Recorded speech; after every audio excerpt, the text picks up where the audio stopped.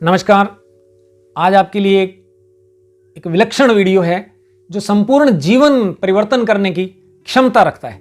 एक ऐसी वीडियो जो आपकी संपूर्ण लाइफ को बदल सकती है। तो ध्यान से देखिएगा, पूरी समग्रता से, पूरी एकाग्रचित्त होकर इस वीडियो को अंत तक देखिएगा। आमतौर पे हम जब संसार में दृष्टि डालते हैं तो बहुत सी विसंगतियां नजर आती है कि एक व्यक्ति थोड़ा सा पैसा लगाकर करोड़ों रुपए कमाता है, दूसरी तरफ एक व्यक्ति करोड़ों रुपए लगाकर भी बहुत थोड़ा सा कमाता है। एक व्यक्ति बहुत मेहनत करके कामयाब नहीं होता और एक व्यक्ति थोड़ी सी मेहनत से ही कामयाब हो जाता है। एक व्यक्ति लगातार एक अच्छे डाइट खाता है, एक्सरसाइजेज करता है, लेकिन फिर भी बीमार रहता है, और दूसरा व्यक्ति ऊट पटांग खाता है, एक्सरसाइजेज नहीं करता है, लेकिन स्वस्थ रहता है। तो इसी तरह कोई सुखी है, कोई दुखी है, कोई प्रसन्न है, कोई अप्रसन्न है। इस तरह की विसंगतियां समाज के अंदर, संसार के अंदर हम देखते हैं। ये सारा खेल इस मन का ही है। आप लोगों ने सुना होगा, मन के हारे हार है, मन के जीते जीत, परमात्मा को पाइए मन ही के प्रतीत। तो मन के अंदर इतनी शक्ति है कि इवन परमात्मा को भी प्राप्त किया जा सकता है। लेकिन हमारे दिमाग में ऐसा बिठा दिया गया है कि मन को तो कोई जीत ही नहीं सकता, इस पर तो कोई कंट्रोल कर ही नहीं सकता। इवन हमारे संतों ने, मनीषियों ने, जब हम सत्संग में बैठते हैं तो ऐसा बड़े बड़े ऋषि जो है मन को कंट्रोल नहीं कर सके, संतुलन नहीं कर सके, और हम ये एक्सेप्ट कर लेते हैं और हम मान लेते हैं कि बड़ा ये दुरूह है, बड़ा कठिन है मन पर, और यहीं से हमारी हार शुरू हो जाती है। ऐसा नहीं है। मन को अपने द्वारा संचालित करना बहुत आसान है, बहुत ज्यादा आसान है, और आप जिंदगी में मनचाही सफलता हासिल कर सकते हो। जब हम मन की बात करते हैं तो सबसे पहले ही हमें समझना पड़ेगा कि मन जो है कैसे कार्य करता है और कितने प्रकार का होता है। इससे पहले मैं थोड़ी सी छोटी सी स्टोरी आपको जरूर सुनाऊंगा कि एक किसान है, उसके घर में हर प्रकार का बीज है। उसके घर में अनाजों का बीज भी है, फलदार फूलदार पौधों का बीज भी है, सब्जियों का भी बीज है, लेकिन वो उन बीजों का प्रयोग अपने खेती में नहीं करता, यानी बीज बोता ही नहीं है। अब आप बताइएगा, जब उसने बीज बोए ही नहीं, क्या वो उत्पादन लेगा? क्या वो फसल प्राप्त करेगा? नहीं, क्योंकि उसने बीज बोए ही नहीं। इसी तरह आपके मन में असंख्य विचार है, अनेकों सपने हैं, अनेकों मंजिलें आपके मन में, ऐसे ऐसे लक्ष्य हैं जो कुछ करना चाहते हो। कोई गाड़ी खरीदना चाहता है, कोई करोड़ों कमाना चाहता है, कोई सरकारी जॉब चाहता है, लेकिन मिलती नहीं है। ये क्यों नहीं हो रहा? ऐसा इसलिए नहीं हो रहा, आप उस किसान की तरह भूल कर रहे होते हैं। जिस तरह किसान ने बीज बोए ही नहीं तो उगेगा कैसे? इसी तरह आप उन विचारों को, जो आपके मन में कोई लक्ष्य है, उस लक्ष्य को अपने सबकॉन्शियस में डालने में असफल हो जाते हो, और यहीं से आपकी विफलता शुरू होती है। तो ये एक प्रॉपर विज्ञान है। जिस तरह किसान अगर बीज बोए और वो बीज को अगर 1-1.5 फुट गहरा बो दे तो भी फसल नहीं प्राप्त होगी, क्योंकि बीज तभी उगेगा जब उसके लिए उचित नमी होगी, उचित गहराई में उसको डाला जाएगा, और तभी फसल प्राप्त। और उसके बाद एक टाइम भी होगा, टाइम पीरियड 5-6 महीने लगेंगे जब फसल पक कर तैयार होगी। इसी तरह हम भी अपना कोई विचार ले सकते हैं जीवन में, कोई एक विचार। जैसे स्वामी विवेकानंद कहते थे कि एक विचार लो और उस पर एकाग्रचित होकर कार्य करो, और सफल निसंदेह आप होंगे ही होंगे। बिल्कुल सही बोलते थे स्वामी जी। आप कोई भी विचार लो और उस विचार को अपने सबकॉन्शियस माइंड में डालना है। अब ये सबकॉन्शियस क्या है, कॉन्शियस क्या है, इसमें थोड़ा सा मैं आपको बता देता हूं। जैसे एक गाड़ी होती है और एक ड्राइवर होता है। अब ड्राइवर चाहे उस गाड़ी को दिल्ली लेके जाए, मुंबई लेके जाए, लेकिन ड्राइवर का दिमाग चलता है, तर्क करता है, वितर्क करता है, सोच सकता है, बोल सकता है, मना कर सकता है, लेकिन सारी शक्ति जो होती है वो इंजन में होती है, ड्राइवर के पास नहीं होती। ड्राइवर के पास दिमाग होता है, तर्क वितर्क होता है, बुद्धि होती है, लेकिन शक्ति जो होती है वो इंजन में होती है। और इसी शक्ति का प्रयोग वो उस ड्राइवर अपने दिमाग से करके टनों टन वस्तुएं वजन लेकर कहीं भी जा सकता है, यात्राएं कर सकता है और उस गाड़ी के इंजन के असंख्य फायदे उठा सकता है। इसी तरह आपके अंदर जो आपका सबकॉन्शियस माइंड है, फिर स्पष्ट कर देता हूं, ये कॉन्शियस और सबकॉन्शियस, चेतन और अवचेतन क्या है। जैसे मैं बोल रहा हूं, आप सुन रहे हैं, आपको सुनाई दे रहा है, तर्क कर रहे हो, वितर्क कर रहे हो, ये चेतन है।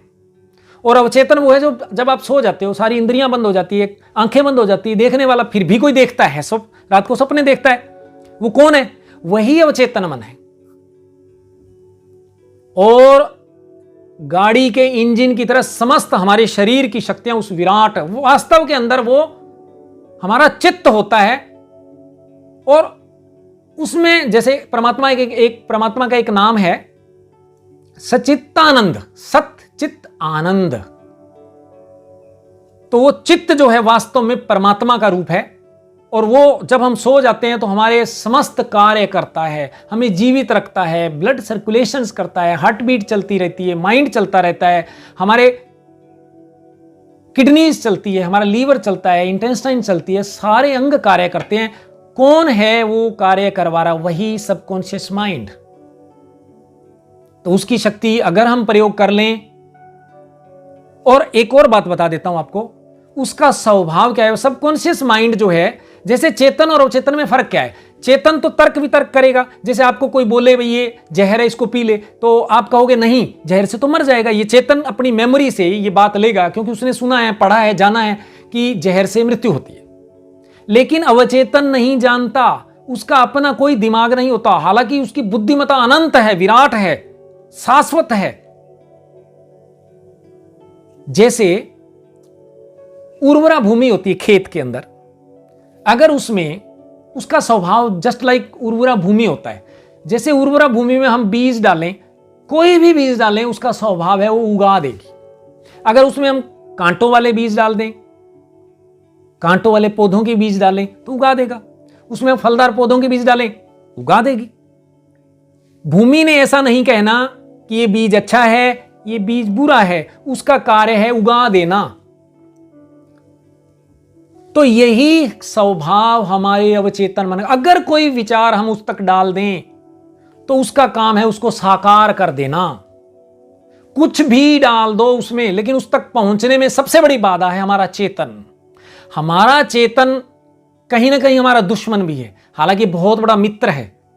हमारों को संसार के अंदर अच्छा और बुरा और जो हमारी तरक्की है उसमें ये इसका बड़ा रोल है, परंतु जो हमारी विराट ताकत है उसके प्रयोग में ये सबसे बड़ी बाधा है। एक एग्जांपल से आप लोग समझोगे। जैसे एक किसान है, खेत के अंदर वो रात को चल रहा होता है, तो अचानक उसको सांप काट लेता है। लेकिन जब वो नीचे देखता है तो सांप तो गायब हो जाता है, लेकिन उसको दिखता सिर्फ एक मेंढक है। अब किसान निश्चित हो जाता है कि मेंढक ने काट लिया, मेंढक कोई जहरीला नहीं है। तो ये श्योर है कि उस किसान की मृत्यु नहीं होगी, क्योंकि यहां पर उसका चेतन जो है धोखा खा गया। ये चेतन ही गड़बड़ करता है सारी, ये चेतन ही हमें रोकता है। आपको जब आप तरक्की नहीं करते, आप अपने लक्ष्य से चूक जाते हैं, तो कहीं ना कहीं आपके अंदर ऐसे विचार डले हुए होते हैं कि ऐसा थोड़ा ना होता है, हम ऐसे थोड़ा ना कामयाब हो जाएंगे।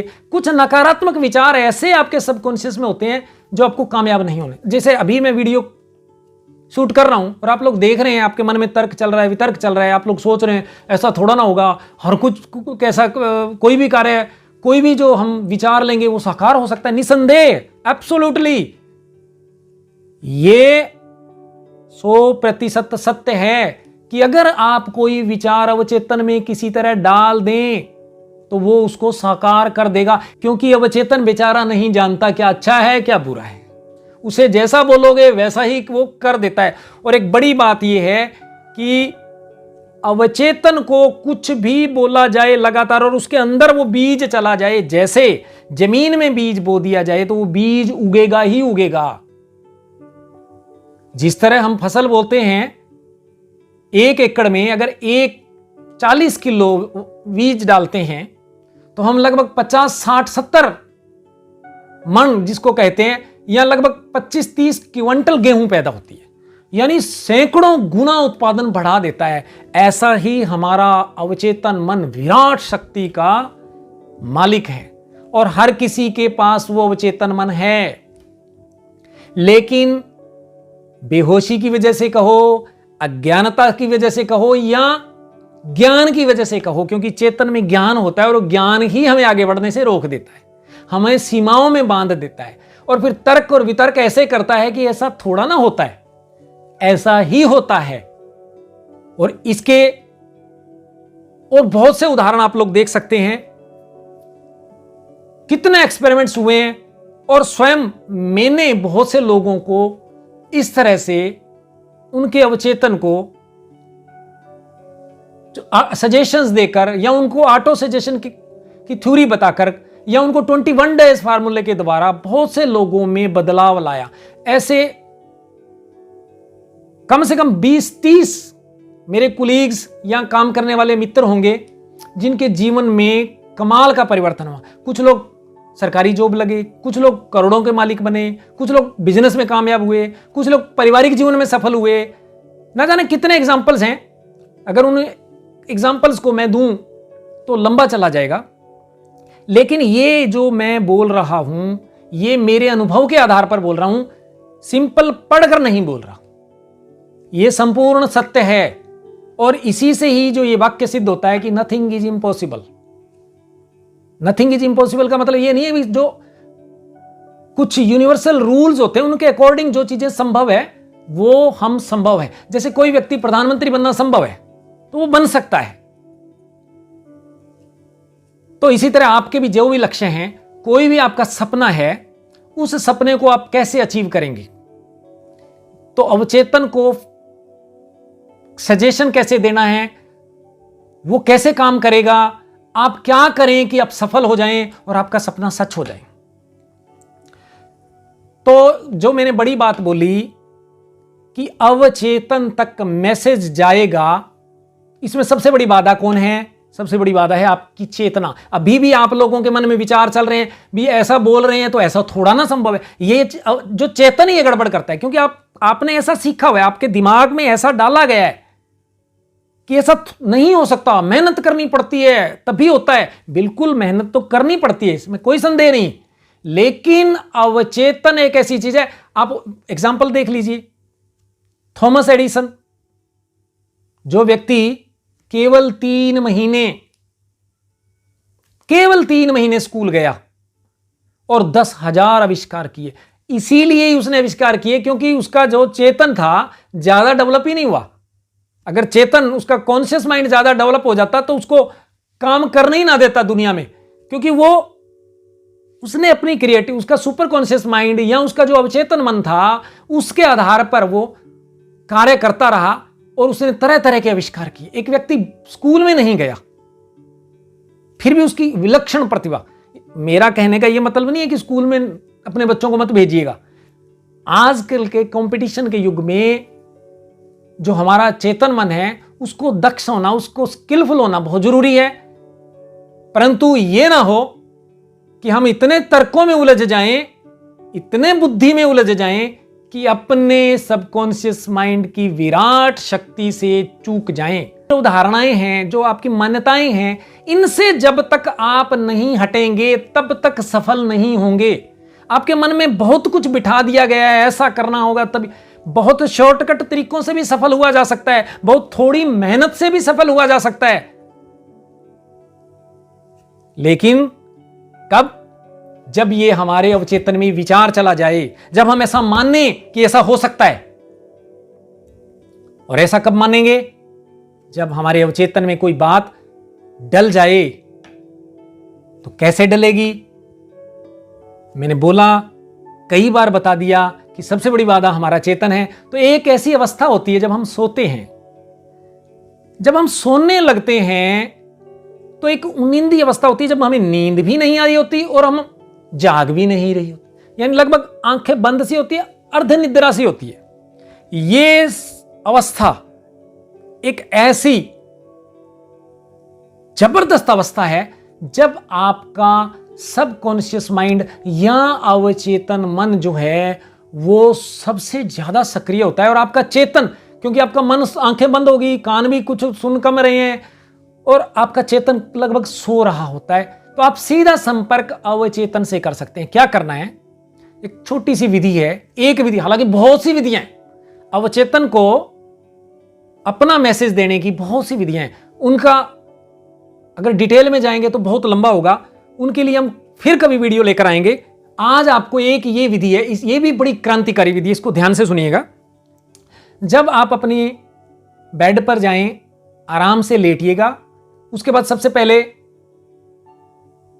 आप जो है अपने आप को रिलैक्स करिएगा। जैसे अपना ध्यान सबसे पहले आप अपने पांव पर, उंगलियों पर डाल के उनको रिलैक्स कर सकते हैं। एक एक अंग को शिथिल करते जाएं और अंत में ऐसा फील करें कि मैं बहुत शांत और रिलैक्स हो गया हूं, अब मुझे नींद आ रही है। और जब आप नींदरा में चली जाएं, जब नींद की अवस्था प्रारंभ हो रही हो, उस समय आप अपने सपने को ले आइए। अब सपना, मान लो किसी का सपना है कोई डॉक्टर बनना चाहता है, तो सपने का मतलब ऐसा नहीं कि आपने भी मैं डॉक्टर बनूंगा या बन रहा हूं या पढ़ रहा हूं, ऐसा नहीं सोचना। आपने भाव करना है जो बनना चाहते हो, उसी की तस्वीरें, उसी की इमेजेस देखनी है, बिल्कुल लाइव देखना है अपने आप को। जैसे आप एग्जाम देकर बाहर निकले हैं, रिजल्ट आया है, तो देखोगे कि किस तरह आपको फोन कर रहे हैं। आपका मित्र का उस चेहरा देखिए, जो सबसे करीबी मित्र है, जो आपको फोन करके आपको बधाई दे रहा है, आपको विश कर रहा है। उसके बाद आप एडमिशन लेने जा रहे हैं, उसके बाद आप देख सकते हैं भी मैं अपना कोर्सेज कंप्लीट कर रहा हूं। आप घूमिए मेडिकल कॉलेज के अंदर, किस तरह आप एक्सपेरिमेंट्स कर रहे हैं, डाइसेक्शंस कर रहे हैं, अपनी स्टडी पूरी कर रहे हैं, उसको आप लाइव देख सकते हैं। और आप अपना आफ्टर कंप्लीशन, आपका कोर्सेज जब कंप्लीट हो जाए, तो आप देख सकते हैं कि किस तरह आपका ऑफिस है, उसमें कैसे काम कर रहे हैं आप, किस तरह आपके जो है पेशेंट्स आ रहे हैं।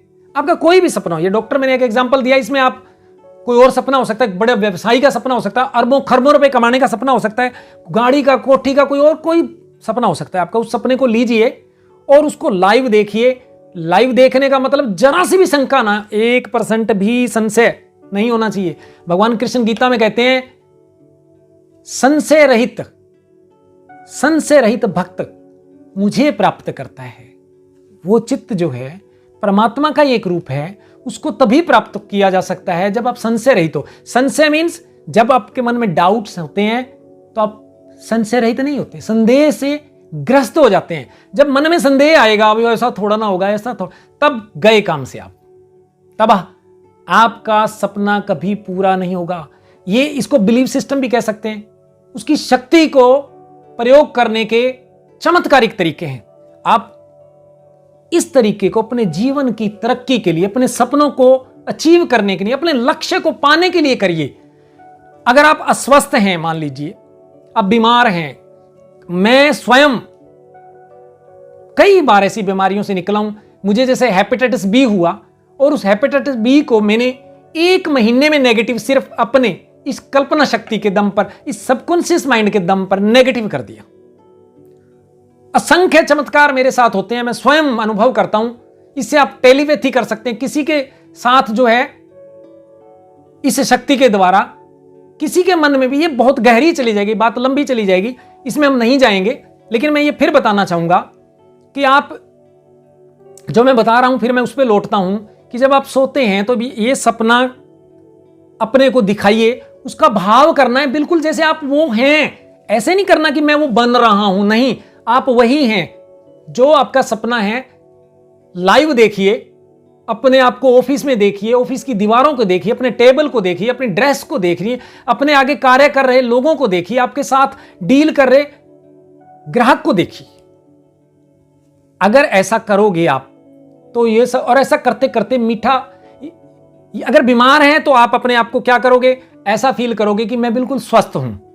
फील कर सकते हैं कि मेरे अंदर वायरसेस की कोई बीमारी है, मान लो आपके अंदर, तो आप फील करें कि आपका सबकॉन्शियस, आपकी महान बुद्धिमत्ता जो आपके अंदर ईश्वरीय शक्ति है, वो उसके सहारे छोड़ दीजिए भी। वो ईश्वर अब उन वायरस को मार रहा है और मैं स्वस्थ अनुभव कर रहा हूं। और फिर आप देखिए, कोई व्यक्ति चल नहीं सकता, किसी उसकी टांग में गड़बड़ है, बोल नहीं सकता, उसकी जबान में गड़बड़ है, तो वो ऐसी कल्पना कर सकता है कि मैं बोल रहा हूं। और इसको ऐसा सोचते सोचते, ऐसा सपना देखते देखते, ऐसा लाइव देखते देखते सो जाइएगा। सुबह उठते समय फिर आंखें बाद में खोलनी है, इस सपने को फिर रिपीट कर दीजिए। 2 टाइम ही पर्याप्त है। अगर दिन में टाइम लगता है, आप झपकी लेते हैं, आराम करते हैं, तो आंख बंद करके अगर आप ओमकार का उच्चारण करके अपने आप को शांत चित्त कर लेते हैं और उसके बाद करते हैं, तो और ज्यादा ही बेहतर होगा। तो इसको आप कम से कम 21 डेज जरूर करें। आप लोग देखते हैं 21 डेज फार्मूला बहुत से, लेकिन ये मैंने अनुभव किया और बहुत से लोगों को अनुभव करवाया है और उनको उनके सपने अचीव हुए। वो कुछ लोग ऐसे हैं जो विदेश चले गए, जिनकी फाइल्स नहीं लग रही थी, वीजे नहीं लग रहे थे। तो आप आजमाइए। इस जो भी आपका स्वप्न है, जो भी आपका लक्ष्य है, जो भी आपका टारगेट है, उसको लाइव देखिए और कम से कम 21 दिन। और अगर आप इसको और ज्यादा कर सकते हैं, 21 के बाद भी जारी रखते हैं, तो ये सोने पे सुहागा है। अब ये आपके मन में एक प्रश्न आएगा, फिर आपका चेतन मन गड़बड़ करेगा, 21 दिन ही क्यों? 21 दिन वो क्रिटिकल टाइम है, वो यहां रिक्वायरमेंट है कम से कम, कि जब आपका मैसेज आपके सबकॉन्शियस माइंड में चला जाएगा। और अगर बीज बो दिया, बीज डाल दिया, तो बीज में से पल्लव तो निकलेंगे ही, पौधा तो फूटेगा ही, और जब पौधा फूटेगा तो फल तो निसंदेह प्राप्त होंगे। इस अकेली विधि से, हालांकि बहुत सी विधियां हैं, आज उनका वर्णन मैं नहीं करूंगा, उनकी व्याख्या नहीं कर पाऊंगा, इस एक विधि पर ही टाइम लगाऊंगा। आप लोग संशय रहित होकर पहली, क्योंकि आपका सबसे बड़ी गड़बड़, सबसे बड़ा रुकावट आपकी जो चेतन मन है, इसकी बुद्धिमत्ता, आप अपने आप को बहुत बुद्धिमान समझते हो, आप सोचते हो वैसा, ऐसा नहीं होता, ऐसा ही होता है। ये बिल्कुल आसान है।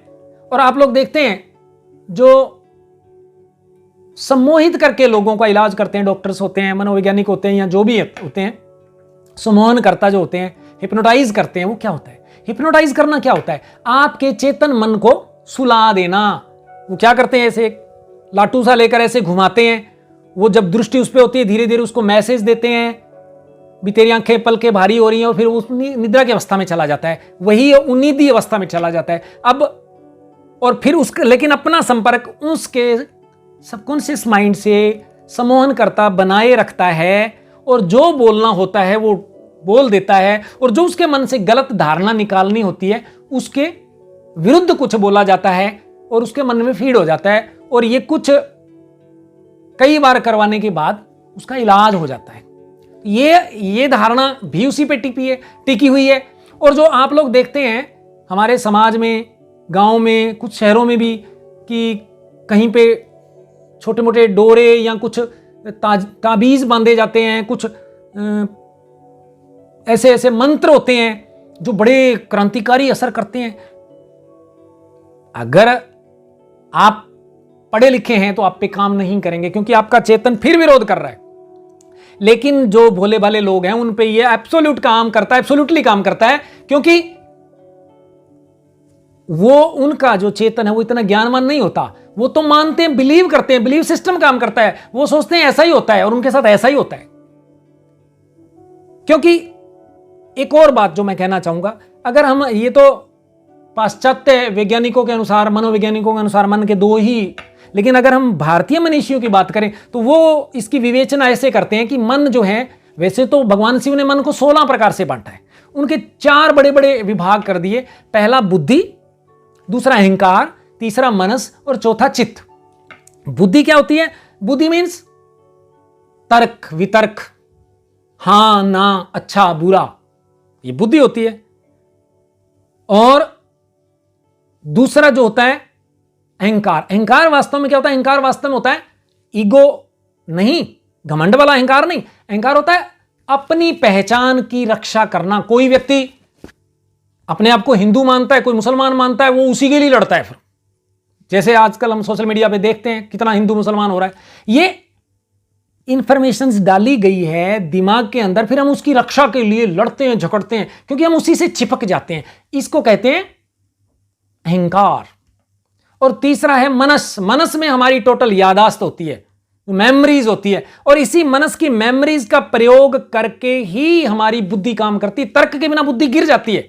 श्री श्री रविशंकर जी एक बहुत बढ़िया बात कहते हैं कि जो आपका तर्क है वो ज्ञान पर आधारित है, और ज्ञान सीमित है, और सीमित है तो बुद्धि भी सीमित है, तर्क भी सीमित है।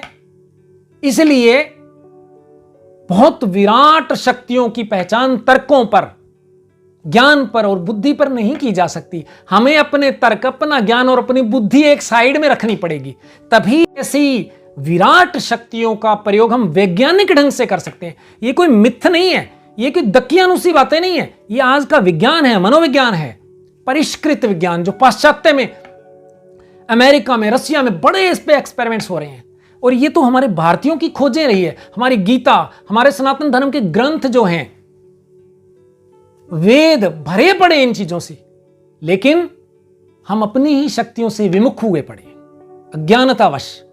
तो मैं आप सबसे आह्वान करूंगा, आप किसी भी पैसे से संबंध रखते हो, आप विद्यार्थी हो, आप व्यवसायी हो, आप किसान हो, आप नेता हो, आप बच्चे हो, आप कोई हो, और आपका कोई भी लक्ष्य है, वो लक्ष्य प्राप्त करना बिल्कुल चुटकी बजाने जितना आसान है। सबसे पहले तो आपको यह समझना होगा कि वो आसान है। मन की इस दुविधा को खत्म कर दीजिए कि बहुत मुश्किल है। जब हम मुश्किल समझते हैं तो मुश्किल ही होता चला जाता है। और जितनी वीडियोस हम लोग आजकल देख रहे हैं, जो इंटरनेट पे चल रहे हैं, मोटिवेटर्स तरह तरह के हैं, बहुत अच्छे अच्छे मोटिवेटर्स भी हैं, मैं भी उनको बहुत मोटिवेटर्स को देखा है, मैंने सुना है, लेकिन ज्यादातर हमें दिग्भ्रमित करते हैं, हमें भटकाते हैं, हमें इल्यूजन में डालते हैं, हमें भ्रमित करके हमें भटका देते हैं, हमें अपनी ही शक्तियों से दूर कर देते हैं। केवल मोटिवेशन से और प्रेरणा से कुछ नहीं होने वाला। कोई व्यक्ति किसी को नहीं बदल सकता, केवल प्रेरणा के द्वारा किसी को तैयार किया जा सकता है। जैसे मैं एक मोटिवेट कर रहा हूं, आप लोगों को प्रेरित कर रहा हूं, लेकिन प्रेरित किसने होना है? आपने। और प्रेरित कब होंगे? जब आप अपने चेतन मन के तर्क और वितर्क को एक साइड में रख के मेरी बात को टोटली ग्रहण कर लो, ग्रहणशील हो जाओ, समग्रता से स्वीकार कर लो। और विश्वास करना जहर है, विश्वास मत कीजिएगा। आप अपने अनुभव की कसौटी पर परखिए, आजमाइए जो बातें मैंने बोली हैं, और 21 दिन, 20 दिन, 50 दिन करिएगा, और अगर परिणाम ना मिले तब विश्वास पर कांटा मारिएगा। वरना एक बार आप इसको किसी एक्सपर्ट द्वारा, किसी अनुभूत व्यक्तित्व द्वारा बोली गई बात मानकर, स्वीकार करके इस पर आजमाइश कीजिएगा, निसंदेह सफलता मिलेगी। ऐसा दुनिया का कोई सपना नहीं है जिसे आप अचीव ना कर सकें, ऐसा कोई लक्ष्य नहीं है जिसे अचीव ना कर सकें, क्योंकि आपके अंदर ही महान विराट ताकत, जो आपके हृदय को लगातार स्पंदन दे रही है, लगातार वाइब्रेट कर रही है, लगातार आपकी बॉडी के अंदर सिस्टम चल रहा है। दूध पी रहे हैं, हड्डी बन रही है, पानी पी रहे हैं, आपका खून बन रहा है, आप अन्न खा रहे हैं, आपका मांस, अस्थि, मज्जा, पता नहीं क्या क्या बन रहा है। इतनी विराट शक्ति उस सबकॉन्शियस माइंड के अंदर है, उस अवचेतन मन में है, जो मैंने अभी, जो आपको भारतीय मनीषियों के अनुसार जो बोले थे, बुद्धि, अहंकार और मनस, ये तीनों वास्तव में चेतन मन के अंतर्गत आते हैं। और चित्त जो है वो विशाल विराट शक्ति है, जो अनंत बुद्धिमता है। इसका एक और भी है जो डेफिनेशन कह सकते हो। वास्तव में सबकॉन्शियस माइंड क्या है या चित्त क्या है? असीमित, सीमा रहित बुद्धिमत्ता, एक ऐसी बुद्धिमत्ता जिसकी कोई सीमा नहीं, अंतहीन बुद्धिमत्ता। अगर अंतहीन बुद्धिमत्ता, अंतहीन विराट शक्ति हमारे अंदर है, बस उससे कनेक्शन करना है और फिर जो चाहो वो पाओ, जैसी मति वैसी गति। और ऐसा कोई लक्ष्य नहीं है। तो मित्रों, अगर आपको मेरी वीडियो पसंद आई है तो सबसे पहले तो चैनल जरूर सब्सक्राइब कर लीजिएगा, इसे लाइक कर दीजिएगा, कमेंट कर दीजिएगा और ज्यादा से ज्यादा शेयर करिएगा, ताकि लोगों का भला हो, कल्याण हो दुनिया का। और इस वीडियो को कई बार देखिएगा, और जो मैंने एक ही विधि बताई है उन्नींदी अवस्था में प्रयोग करना, और इस प्रयोग को आपने संशय रहित होकर बिना किसी सवाल जवाब के एक शिष्य की तरह मानकर करना है। अगर परिणाम ना मिले तब कहना। All the best. जय हिंद, जय भारत।